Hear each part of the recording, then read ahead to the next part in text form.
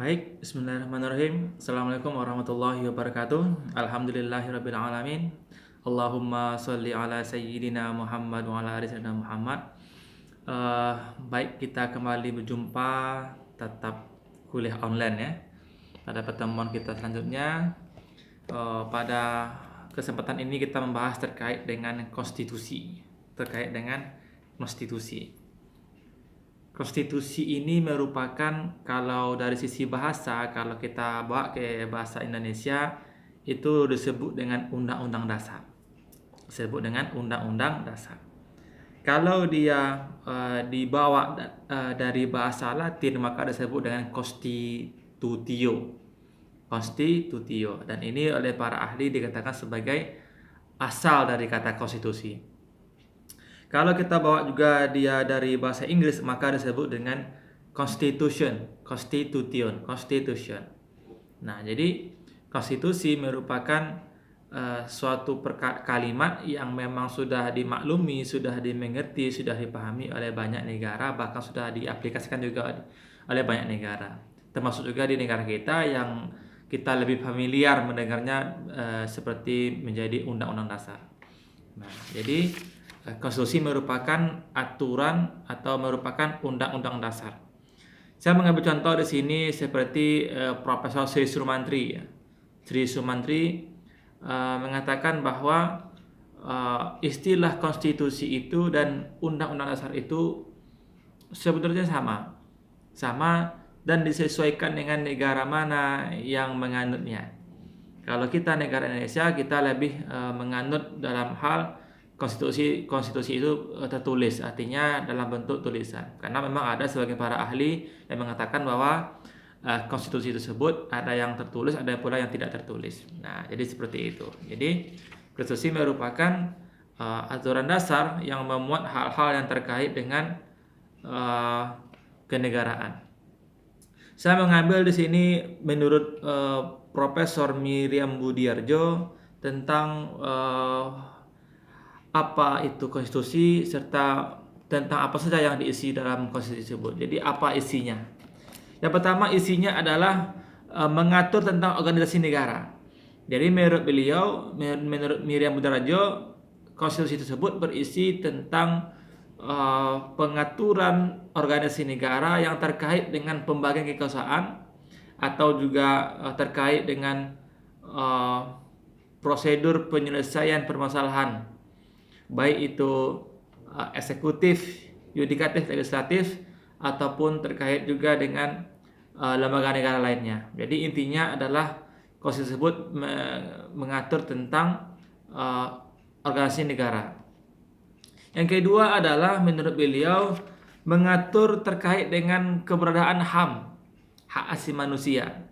Jadi biasanya HAM itu dituliskan dengan jelas di dalam konstitusi tentang hak untuk belajar, hak untuk sehat, hak untuk bekerja, hak untuk menikah dan lain sebagainya. Intinya negara sudah mengatur tentang HAM dalam konstitusinya. Jadi ini dianggap oleh sebagian ahli tata negara adalah suatu yang wajib karena merupakan inti atau isi dari konstitusi.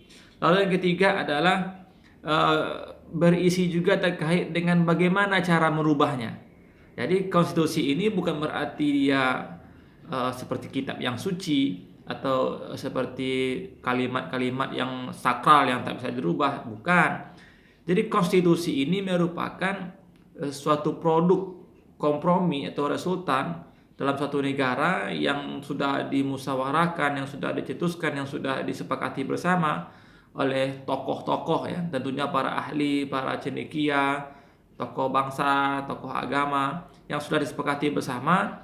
Lalu serta selayaknya juga merumuskan bagaimana cara merubahnya. Karena memang harus diakui, contohnya di negara kita. Negara kita sudah, kalau kita hitung, sudah terjadi 4 kali perubahan konstitusi kita yang biasa disebut dengan amandemen. Jadi Undang-Undang Dasar NKRI ini sudah 4 kali dilakukan amandemen, yaitu pada tahun 1999, tahun 2000, 2001 dan 2002. Artinya sejak zaman uh, runtuhnya Orde Pak Presiden Soeharto hingga pada masuk zaman Habibie, Megawati dan Gus Dur. Tapi hari ini kita belum menemukan adanya amandemen di negara kita Indonesia. Nah, kalau begitu kondisinya berarti konstitusi ini bersifat bisa untuk dirubah. Dia bukan bersifat mutlak, tapi dia bisa berubah. Tentu saja perubahan ini tidak diartikan perubahan asal-asalan, karena memang konstitusi ini merupakan aturan dasar yang mengikat kelembagaan negara, yang mengikat warga negara tentang pelaksanaan kenegaraan. Jadi tidak boleh juga kalau konstitusi ini mudah kali untuk dirubah. Ini bahaya juga, karena dikhawatirkan kalau dia mudah sekali untuk dirubah, maka akan mudah untuk menjadi alat penguasa, karena memang penguasa kecenderungannya itu adalah melanggengkan kekuasaannya. Nah, maka inilah yang disebut dengan konstitusi. Jadi merupakan suatu norma dasar yang menjadi fundamental norm, yang menjadi fundamental atau norma yang paling utama yang terkait, yang mengatur tentang kenegaraan serta hal-hal terkait dengan itu. Jadi konstitusi ini sudah menjadi acuan paling tinggi dalam berhukum. Kalau kita di Indonesia dengan adanya undang-undang dasar ini, maka seluruh peraturan kenegaraan tentang tata pemerintahan tidak boleh berseberangan, tidak boleh bertentangan, tidak boleh berlawanan dengan konstitusi ini. Contohnya undang-undang, ya, peraturan menteri, bagi sampai nanti ke peraturan yang paling rendah sekalipun tetap tidak boleh dan tidak dibenarkan untuk berseberangan dengan konstitusi yang berlaku di negara kita Indonesia. Nah, jadi secara hierarki pun konstitusi ini merupakan aturan tertinggi di suatu negara.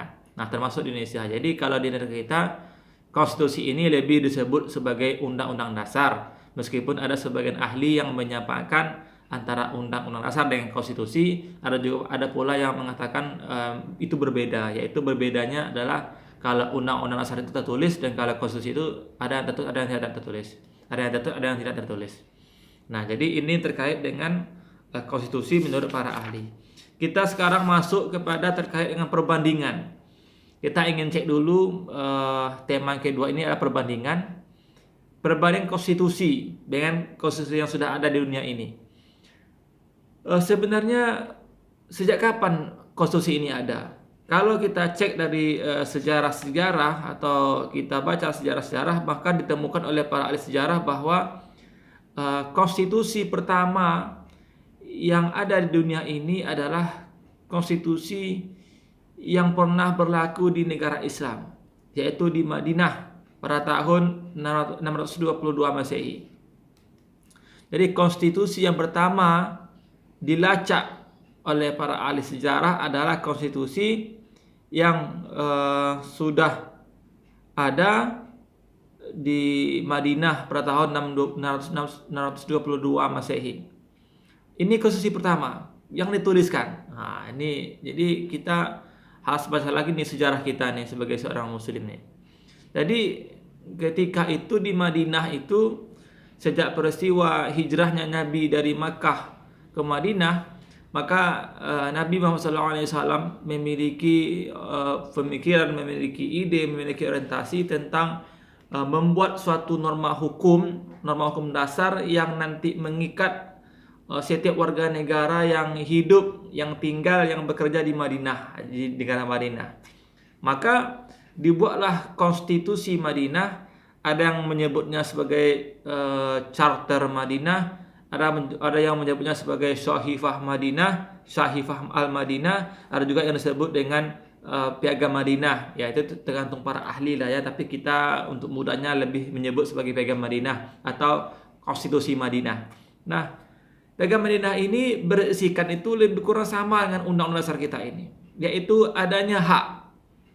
Hak apa? Hak untuk beragama. Jadi di Madinah itu tetap tidak dipermasalahkan, tetap tidak diperangi yang beda agama. Jadi di Madinah sejak zaman Nabi itu, Islam sudah mengajarkan kepada kita tentang toleransi beragama. yaitu di sana masih ada Yahudi, bahkan banyak di sana Yahudi di zaman itu. Jadi intinya dalam dengan konstitusi Madinah ini Nabi seolah-olah mengajarkan kepada kita bahwa Islam itu memiliki prinsip toleransi. Dan toleransi ini juga tidak boleh kebablasan, artinya lakum dinukum waliyadin, bagi kamu agak kamu, bagi kami agak kami. Jadi kita tidak boleh saling memaksa, tidak boleh saling menuduh. Itu cukup kita pada menghargai saja. Yang kedua adalah konstitusi Madinah ini sama dengan negara kita mengatur tentang pembagian kewenangan, pembagian tugas setiap warga negaranya. Jadi dalam hal tersebut saya juga membaca bahwa tugas warga negara itu adalah membela negara sepenuh hati. Tidak boleh mengkhianati negara, tidak boleh membela musuh, tidak boleh membelot dan tidak boleh membocorkan rahasia negara.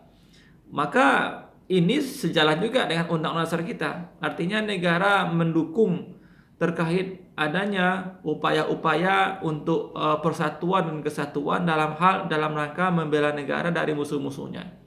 Maka tentu saja di Piagam Madinah tersebut diberlakukan upaya untuk penyatuan kekuatan Islam di Madinah ketika itu, negara Islam ketika itu dalam rangka mencegah musuh-musuh. Meskipun di sana ada banyak agama. Jadi disinilah sisi oleh para ahli mengatakan sebagai pemikiran yang cerdas, yang luar biasa, yang dalam. Jadi saya membaca salah seorang ahli dari Oxford University, yaitu namanya adalah Hamilton Alexander Roscoe-Gibb, mengatakan bahwa mengatakan bahwa Piagam Madinah itu merupakan pemikiran yang cerdas dan inisiatif. Nah, ini menurut mantan profesor nih dari Oxford University, yaitu Hamilton Alexander Roscoe-Gibb. Jadi kata beliau, keberadaan Piagam Madinah ini merupakan salah satu kecerdasan dan inisiatif yang luar biasa yang menyatukan warga negara di Madinah ketika itu. Jadi meskipun Islam berkuasa di Madinah ketika itu, tetap Islam tidak menindas yang berbeda agama, tidak menindas yang minoritas. Artinya tetap saling menghargai dan saling berkomunikasi dengan baik. Nah, jadi Piagam Madinah ini dari sisi sejarah sudah muncul pada tahun 622 Masehi. Jadi ini merupakan masa kegemilangan. Masa kegemilangan, masa perkembangan, masa kebaikan, kemajuan yang dimiliki oleh Islam. Dan ini berbeda dengan masa yang dialami oleh orang Eropa. Disebut dengan masa The Dark Age atau masa kegelapan. Jadi 622 Masehi yang dialami oleh Muslim adalah, oleh Islam adalah masa-masa kejayaan, masa-masa perkembangan pemikiran, masa-masa munculnya ide kreatif. Tetapi juga dilihat dari sisi Eropa, masa itu merupakan masa yang gelap bagi mereka. Jadi kata salah seorang cendekiawan Muslim kita bahwa lebih kurang 1.500 tahun Islam itu mengisi peradaban dunia.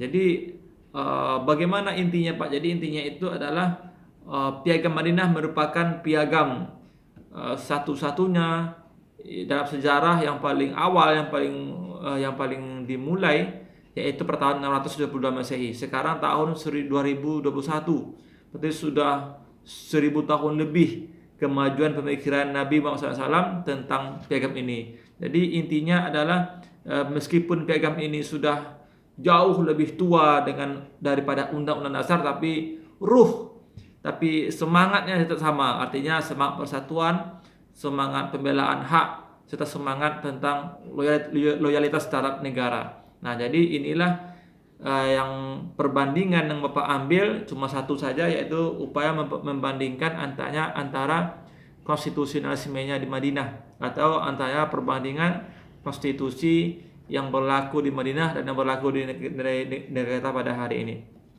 Jadi kita harus sering lagi membuka buku-buku sejarah kita tentang bagaimana perkembangan dunia terkait dengan konstitusi ini. Jadi kita tidak boleh fanatik buta atau tidak boleh fokus dengan PBHTN saja, atau tidak boleh fokus dengan HTN saja, tapi kita bisa menelusuri akar sejarahnya tentang konstitusi ini. Jadi inilah tema kuliah kita pada hari ini. Nanti kalian bisa baca kembali di buku-buku ataupun di jurnal ataupun di bahan-bahan yang lain tentang konstitusi ini. Bisa nanti kalian bandingkan konstitusi ini seperti UUD 45 dengan konstitusi Madinah, bisa kalian bandingkan itu. Serta juga nanti bisa kalian tambah wawasan kalian nanti dengan cara baca-baca tentang konstitusi ini. Baik, jadi Bapak kira demikianlah kuliah kita pada hari ini terkait dengan konstitusi serta perbandingannya dengan konstitusi, serta kita juga membahas sedikit tentang konstitusi yang pernah ada di dunia ini, yaitu konstitusi Madinah. Baik, saya kira demikianlah kuliah kita pada kesempatan kali ini. Terima kasih atas segala perhatian. Saya banyak bapaknya berpesan kepada kalian semua, silakan nanti kembali membuka buku-buku terkait dengan mata kuliah kita serta buku-buku yang lainnya yang berguna serta bermanfaat. Baik, saya akhiri dengan Assalamualaikum warahmatullahi wabarakatuh.